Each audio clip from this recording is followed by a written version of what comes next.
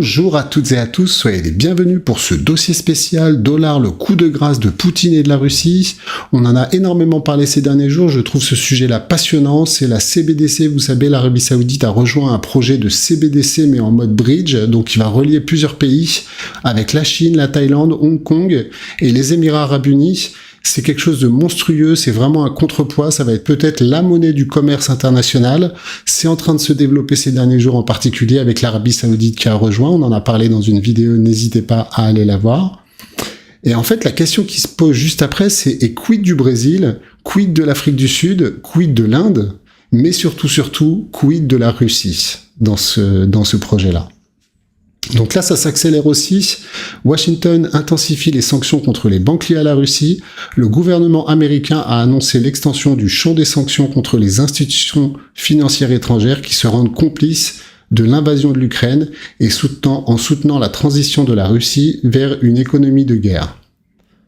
L'argument des États-Unis en ce moment, c'est le fameux « vous voulez relancer l'économie, faites la guerre ». Donc les États-Unis accusent la Russie de faire durer cette guerre tout simplement pour relancer leur économie. Et la rhétorique avec l'étape d'après, c'est tout pays qui aiderait la Russie se rendrait complice de l'attaque contre l'Ukraine. C'est vraiment la rhétorique utilisée par les États-Unis. Et donc ça s'accélère. De plus en plus de dirigeants plaident pour saisir même les intérêts des actifs russes gelés. L'étape, c'était de mettre des sanctions contre la Russie. L'étape d'après, c'est de quasiment saisir des actifs russes. Et là, il y a énormément de débats. Tous les pays ne sont pas d'accord. On pense en particulier, les Russes investissent énormément en Angleterre, mais ça peut être en Europe, aux États-Unis et un peu partout dans le monde. Et ce n'est pas terminé parce que le Trésor américain menace maintenant les banques européennes. Donc c'est vraiment l'Europe qui est ciblée en ce moment. Parce que vous le savez, par exemple, la Russie est quasiment dépendante du gaz russe. Et donc, continuant d'opérer en Russie, Yann Yellen, la secrétaire au Trésor, a prévenu contre le risque d'un durcissement des sanctions américaines contre les banques liées à l'effort de guerre russe. Opérer en Russie crée énormément de risques. Donc là, il y a une mise sous pression tout simplement de l'Europe, en particulier énormément de banques qui, d'une certaine manière, continuent à avoir des relations avec la Russie. Et enfin, les États-Unis imposent de nouvelles sanctions à Moscou, ça date d'avant-hier. Washington a annoncé mercredi une nouvelle vague de sanctions contre plus de 300 entités afin de freiner l'effort de guerre russe. Donc là, pour moi, c'est la goutte qui a fait déborder le vase et la Russie n'a pas le choix en fait, elle doit trouver une alternative au dollar maintenant.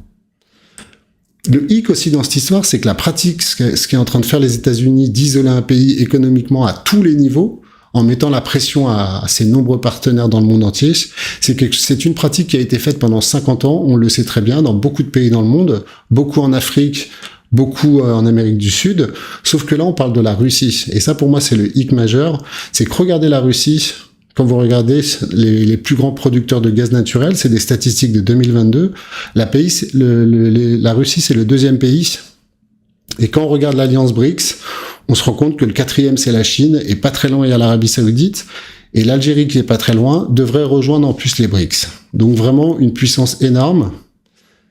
Et au niveau du pétrole, c'est encore pire, parce que quand vous regardez le pétrole, vous avez les États-Unis qui est encore numéro 1, donc ça, c'est la production, c'est pas les réserves, et vous avez l'Arabie Saoudite, la Russie, la Chine, les Émirats Arabes Unis, le Brésil. Donc on voit bien que le monde a besoin de la Russie, juste pour ses ressources naturelles. Faut être complètement pragmatique, le monde a besoin des ressources naturelles russes. Donc les sanctions américaines accélèrent aussi, comme on le disait, la dédollarisation et font rebondir le rouble. Désormais visée par les sanctions américaines, la bourse de Moscou, qui traite aussi les monnaies, va cesser de coter le dollar et l'euro. Donc ça, c'est aussi une étape, c'est la réponse de la Russie. Et ce n'est pas terminé, c'est encore très récent. La bourse de Moscou arrête les transactions en dollars et en euros. Ça veut dire quoi en ce moment? Ça veut dire qu'en ce moment, en Russie, pour tout le commerce interne, la seule monnaie acceptée, c'est le rouble. Et on va le voir pour le commerce international, c'est le yuan chinois. Donc c'est vraiment un cap énorme qu'il est en train de se passer. Il y a une bascule et on n'a pas laissé le choix à la Russie. À un moment donné, ils n'ont pas eu le choix. Et donc la Russie cherche aussi à créer une plateforme de paiement permettant de contourner le dollar américain. On va y venir juste après. La Russie est devenue aussi en 2023 le premier fournisseur de pétrole de la Chine devant l'Arabie Saoudite. C'est pour ça que la Russie est de plus en plus étroitement liée à la Chine et on va le voir bien évidemment, va être à un moment donné étroitement lié au projet M-Bridge qui relie aussi avec l'Arabie Saoudite. Donc c'est complètement monstrueux, il y a une bascule, et depuis ces dernières années, depuis l'invasion de l'Ukraine, regardez comme le monde a basculé, la Chine fait énormément de business avec la Russie, et c'est exactement la même chose avec l'Inde. Et enfin, la Russie se tourne vers le yuan chinois pour tenter de s'affranchir du dollar. Donc ça, c'est l'étape d'après, et c'est en train de, en ce moment, quasiment tout le commerce international de la Russie se fait en yuan chinois. Donc ça, c'est vraiment une bascule, et j'ai envie de dire, la Russie a été forcée à aller dans cette direction. Et enfin, pour finir, pour aller plus loin, je vous mettrai ce petit document.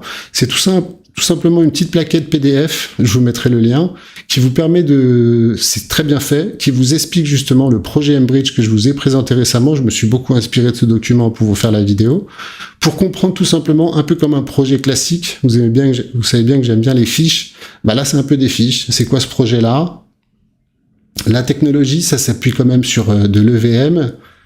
Voilà, il vous explique tout, et après, pourquoi c'est intéressant, c'est qu'à la fin, c'est là où c'est choquant, et je me pose encore aujourd'hui des questions, je comprends rien à ce truc-là, c'est qu'on a parlé beaucoup de Hong Kong et les 4 pays fondateurs, founding members, les Émirats Arabes Unis, Hong Kong, la Chine, la Thaïlande, et on sait maintenant qu'il y a l'Arabie Saoudite. Et dans les pays observateurs, ce qui est bizarre, c'est que je vois pas la Russie. Je vois pas l'Inde d'ailleurs, et je vois pas le Brésil. Par contre, on a le Chili, on a la Banque d'Italie, et très bizarrement, on a la BCE, on a la Banque de France, et après, voilà, différents pays qui se joignent, l'Arabie Saoudite, bien évidemment, qui va passer quasiment dans les pays là-haut.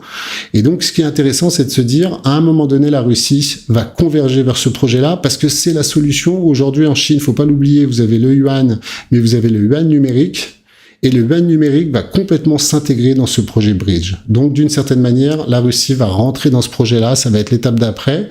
Et pour aller plus loin, on peut se poser la question de l'Inde maintenant, et ça va être peut-être le sujet d'une prochaine vidéo. En tous les cas, merci beaucoup pour votre attention si vous êtes encore là.